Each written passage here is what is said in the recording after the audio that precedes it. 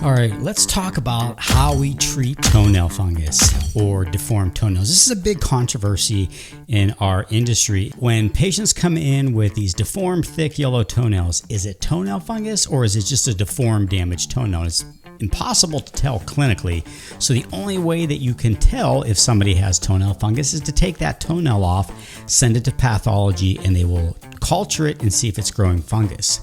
So then once we get those results back, the question becomes is how do we treat it? Well, if it's toenail fungus, the standard of care is a pill called Lamisil or terbinafine. And we want to make sure that the organism or the fungus that's identified in that toenail is sensitive to the terbinafine.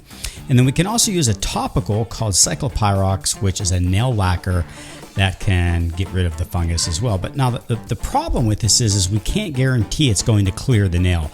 And that's where this becomes very mysterious or controversial, because the nail could be permanently damaged as a result of, one, the fungus.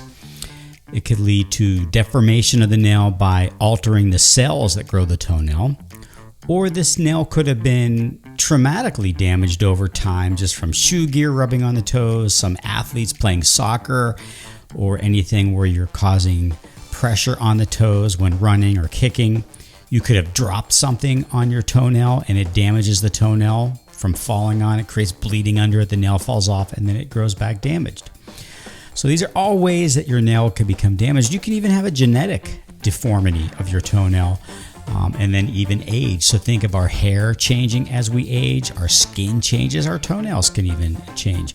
But in this particular case, if you've been paying attention, this patient has deformed toenails on the first, second, third, and fifth toenail.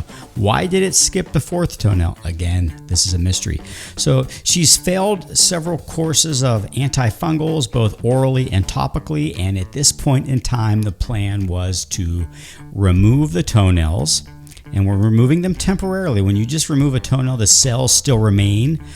The nail matrix are the cells that grow the toenail. It lives under the cuticle, which we refer to as the eponychium. Now, those cells will remain when we take the toenail off, so the nail will grow back. But it's going to take about 6 to 9 months for this toenail to grow back. And in this case, we're removing these deformed nails. We're going to give this patient one last chance to try to clear up these toenails. And while they're growing back, we're going to put the patient on terbinafine as well as topical ketoconazole cream to see if we can clear up the nails.